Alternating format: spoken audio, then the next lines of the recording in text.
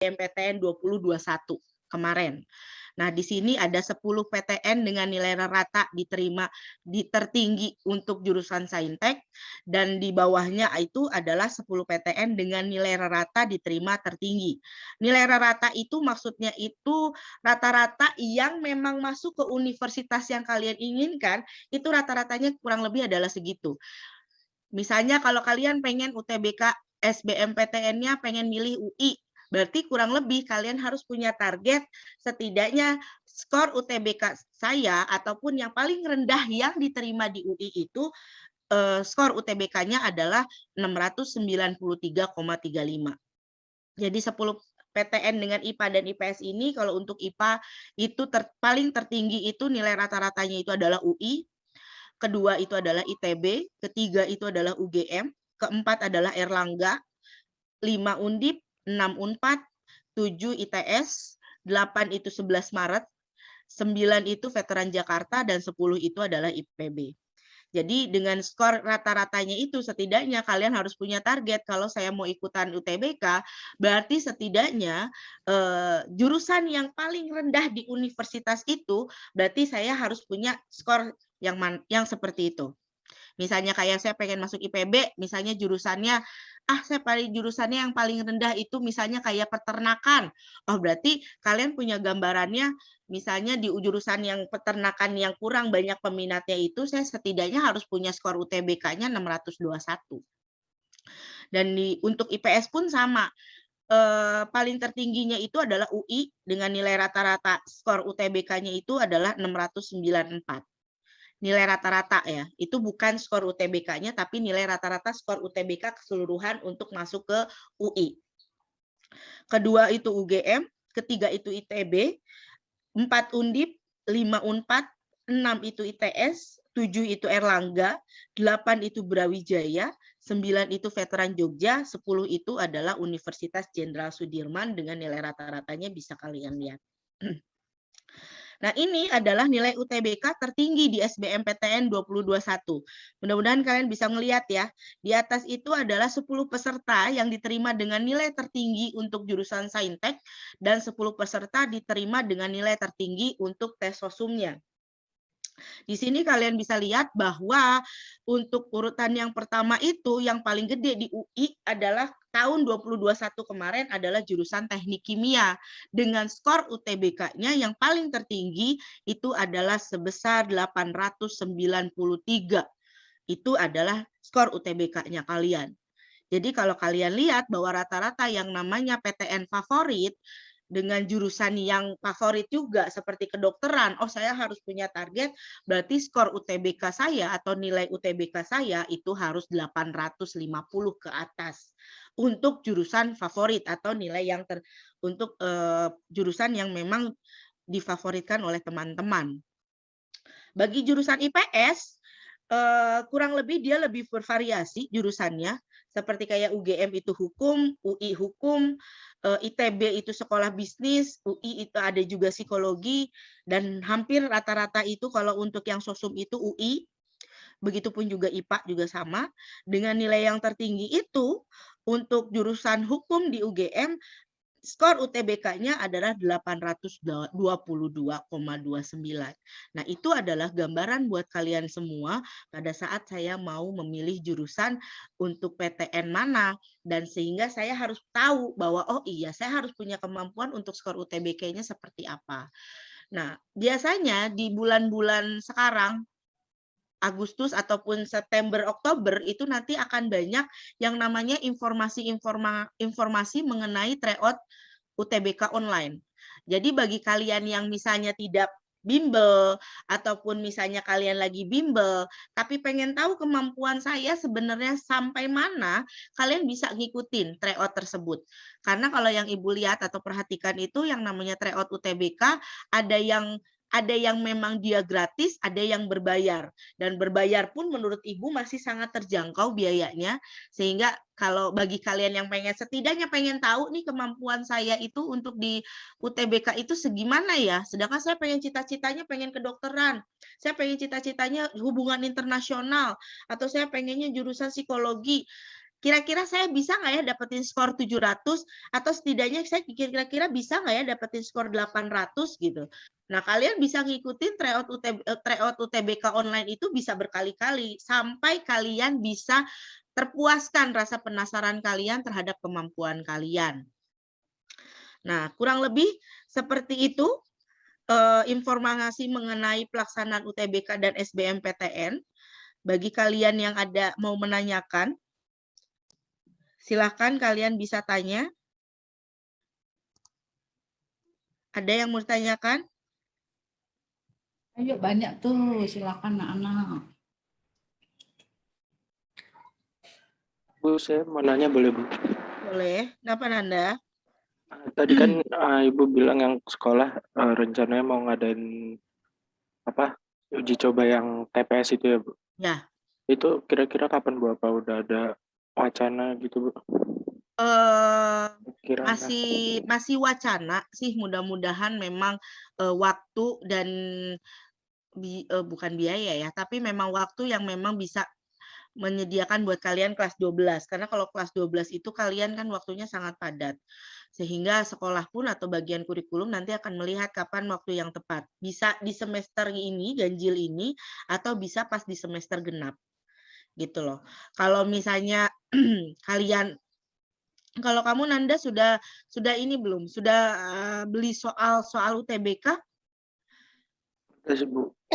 Kenapa? Kebetulan juga saya juga udah bimbel. Oh, udah bimbel. Kamu bimbel di mana? Di SG. Di SG. Di SG sudah mulai tryout online belum? Tryout UTBK belum? Udah 2 kali. Udah 2 kali. Gimana hasilnya? Ya lumayan sih, pertama TO sekitar, ya walaupun masih pertama kali masih 300 sekian. Oke, yang kedua? Yang kedua itu ada masalah, jadi skornya belum keluar. Oke. Tapi Ibu kasih gambaran ya. Skor UTBK di bawah 500 itu dia tidak lolos SBMPTN. Sehingga bagi kalian yang merasa di tryout tadi masih 300, masih 400, wah, bukan berarti kalian gagal atau apa, tapi itu kan harus jadi motivasi buat kalian, oh berarti saya masih belum cukup untuk usahanya. Karena gambarannya kalau skor UTBK di bawah 500, mau kalian milih universitas di Papua ataupun di Aceh atau bahkan di Kalimantan, itu masih belum cukup untuk membuat kalian bisa lolos UTBK SBMPTN. Nah, makanya banyak latihan kalau memang mau fokus, karena kebanyakan nih anak IPA, banyak yang sudah kemarin konsultasi, pengen fokus, saya pengen jurusan IPS, Bu, karena kan di SNMPTN nggak bisa lintas minat. Nah, begitupun juga ada beberapa anak IPS yang menantang dirinya, Bu, saya pengen jurusan IPA, oh boleh, silahkan. Tapi pada saat kalian memang mau benar-benar memilih jurusan yang kalian inginkan, usahanya pun juga harus setimpal, yaitu apa? Ya itu tadi, banyak latihan. Gitu loh. Sehingga kalau misalnya ternyata di sekolah ada untuk pemfokusan di TPS, coba. Oh, di media sosial ada informasi untuk tryout UTBK, dicoba. Bagi kalian yang memang pengen memilih jurusan yang memang benar-benar kalian inginkan atau kalian cita-citakan, kalian bisa di situ. Gitu Nanda. Ya mudah-mudahan tidak hanya sekedar wacana, karena juga Ibu dapat informasi juga dari kepala sekolah, sehingga mudah-mudahan terrealisasi, karena menurut Ibu TPS itu memang sangat penting, bobotnya juga sangat besar bagi kalian. Dan kalian memang kalau misalnya ini TPS itu kan kadang-kadang nggak bisa dipelajari sendiri ya, nggak bisa cuman baca sendiri, tapi memang benar-benar harus latihan kalau menurut Ibu TPS itu. Jadi nggak cuma hanya sekedar baca aja, oh maksudnya kayak gini, dinilai gini. Tapi kalian kalau untuk tes TPS itu benar-benar kalian harus memahami bahwa ini soalnya banyak, panjang, muter-muter, ini intinya apa gitu.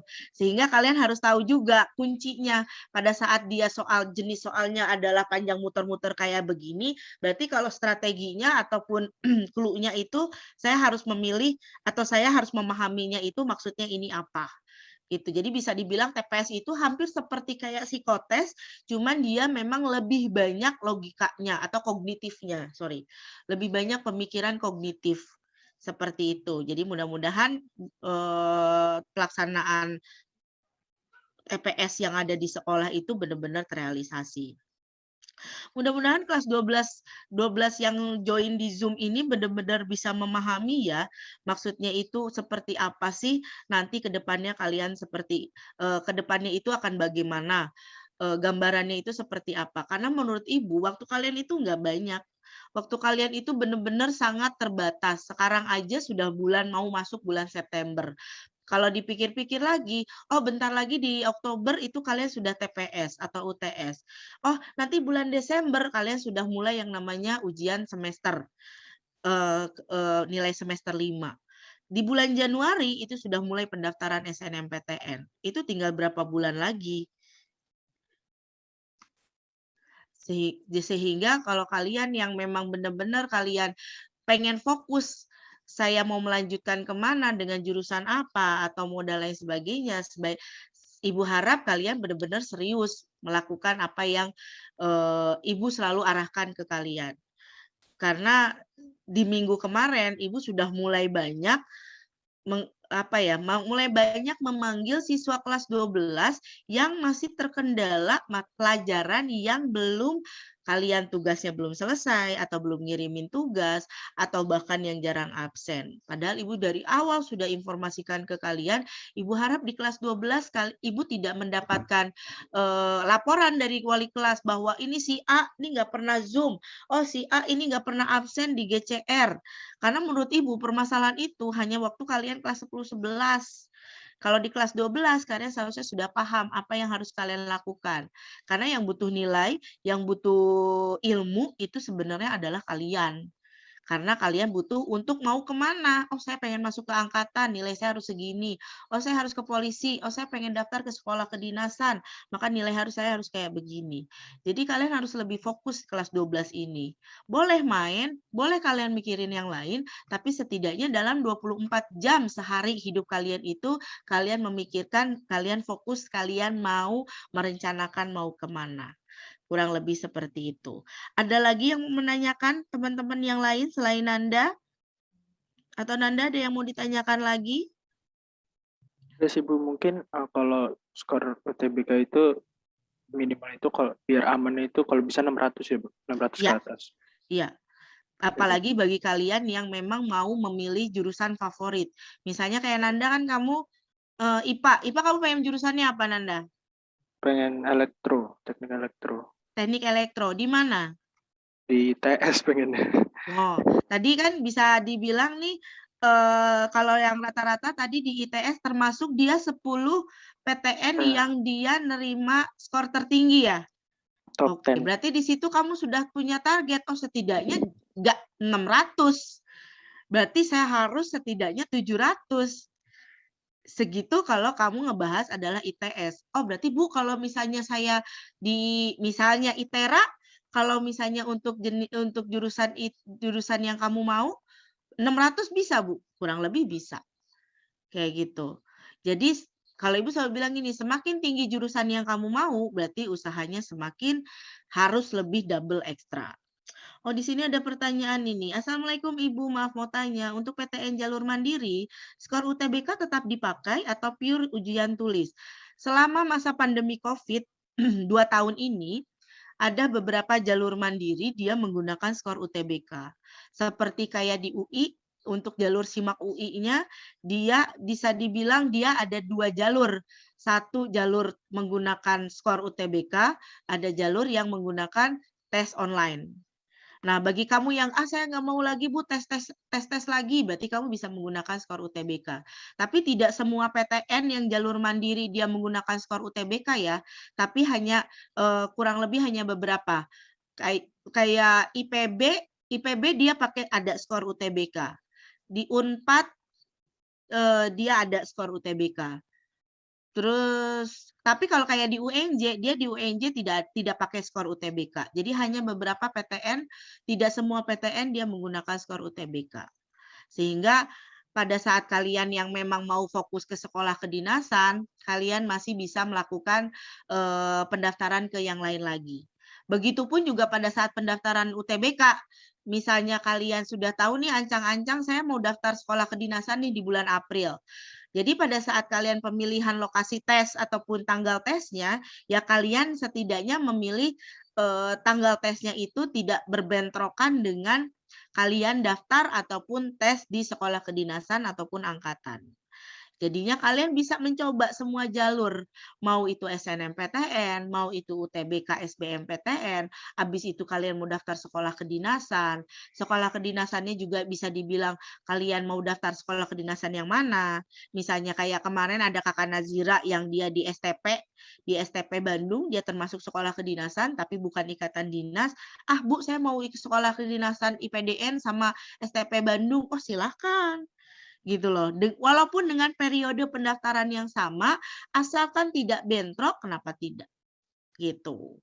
Jadi bagi kalian yang pengen daftar ke sini, pengen fokus ke angkatan, pengen fokus ke sekolah kedinasan, Ibu selalu mengingatkan ke kalian untuk setidaknya memikirkan alternatif yang lain, sehingga pada saat kalian udah nunggu lama pengumuman untuk keangkatan atau sekolah kedinasan, kalian setidaknya punya harapan di jalur masuk yang lain. Seperti itu. Ada lagi yang mau ditanyakan?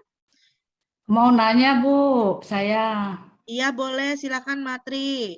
Iya, kalau penerimaan siswa baru itu kan ada zonasi. Apakah dalam perguruan tinggi itu ada sistem zonasi juga? Kalau untuk zonasi itu mungkin di SNMPTN ya Bu, di jalur rapot. Oh Makanya iya. tadi diinformasikan kalau di SNMPTN itu pada saat pemilih 2 PTN, pada saat kamu memilih 2 PTN, kamu harus milihnya ada yang di Jawa Barat. Nah itu sebenarnya bisa dibilang itu yang dinamakan zonasinya. Zonasi. Gitu. Sehingga kalau di SNMPTN, kalau pengen peluang besar keterima, ya kamu harus setidaknya mau memilih PTN itu di Jawa Barat. Gitu. Tetapi kalau untuk di SBMPTN itu tidak ada jalur zonasi.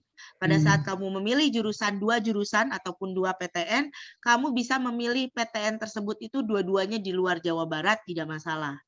Gitu. Jadi apa kesempatan luasnya Bu? Sebenarnya kalau zonasi itu enaknya gimana? Sebenarnya sih kalau dibilang enak atau tidak itu tergantung kalian. Kalian kalau misalnya memang tidak ada pilihan di Jawa Barat, sebenarnya zonasi itu akan merugikan kalian. Tetapi kalau misalnya ternyata kata orang tua harus di Jawa Barat, nggak boleh jauh-jauh, zonasi itu akan menguntungkan kalian. Jadi itu tergantung pilihan universitasnya sebenarnya, zonasi itu menguntungkan atau tidak. Tapi Ibu lebih ke kalau memang peluang besarnya itu adalah keterima, dan itu harus ada sistem zonasi, pemilihan harus PTN di Jawa Barat, ya berarti kalau memang peluangnya besar, ya saya setidaknya di dalam pilihan 1 dan pilihan 2 saya harus ada jurusan yang ada PTN di Jawa Baratnya. Tetapi kalau di SBMPTN yang tadi Ibu informasikan, dia tidak akan melihat kamu asal sekolahnya di mana. Dia tidak akan melihat alumni sekolah kamu di universitas itu, kayak misalnya tadi Sinanda pengen UTBK SBMPTN di ITS. Sedangkan di 7 misalnya nggak ada alumni, ya kamu nggak usah bingung, karena kalau di SBMPTN nggak perlu mikirin kayak begitu. Tetapi kalau di SNMPTN, iya kamu harus mikirin. Pada saat di SNMPTN saya pengen ITS, oh ternyata di ITS SMA 7 belum banyak alumninya tersebut, ya berarti bisa dibilang peluangnya bisa kecil kamu keterima di situ. Gitu loh. Jadinya kalau untuk di SBMPTN kamu diberikan leluasa, pokoknya intinya UTBK saya harus gede. Kalau mau ke UI, mau ke ITS, mau ke UGM. Walaupun di UGM misalnya ataupun di UI alumni kita nggak banyak, kamu nggak usah mikirin itu kalau di SBMPTN. Kurang lebih adalah seperti itu, Matri. Terima kasih. Iya. Ada lagi yang mau ditanyakan teman-teman yang lain yang 92 peserta Maya di sini yang mau ditanyakan? Kalau misalnya tidak ada, kita cukupkan hari ini. Mudah-mudahan kalian tidak puas sehingga kalian nanti WA Ibu untuk berkonsultasi sama Ibu. Dan Ibu harap bahwa itu tadi, bahwa kelas 12 waktunya kalian untuk fokus, kalian mau melakukan apa ke depannya, kalian mau melaksanakan, kalian mau merencanakan apa kalian ke depannya. Karena kemarin bagi yang konsultasi pertama sama Ibu pun juga Ibu memberikan PR atau tugas ke kalian untuk kalian bikin planning, mau merencanakan mau kemana saja, pilihannya yang ada di SMA 7, kayak jalur rapot apa pilihannya, kalian mau ikutan apa, dan peluangnya seperti apa. Kurang lebih seperti itu. Terima kasih atas perhatiannya. Sampai berjumpa Sabtu depan. Wassalamualaikum warahmatullahi wabarakatuh. Terima kasih. Waalaikumsalam warahmatullahi wabarakatuh. Terima kasih Neng Terima kasih Ida. Ibu. Terima kasih Ibu. Ya. Terima kasih, Beda. Hmm.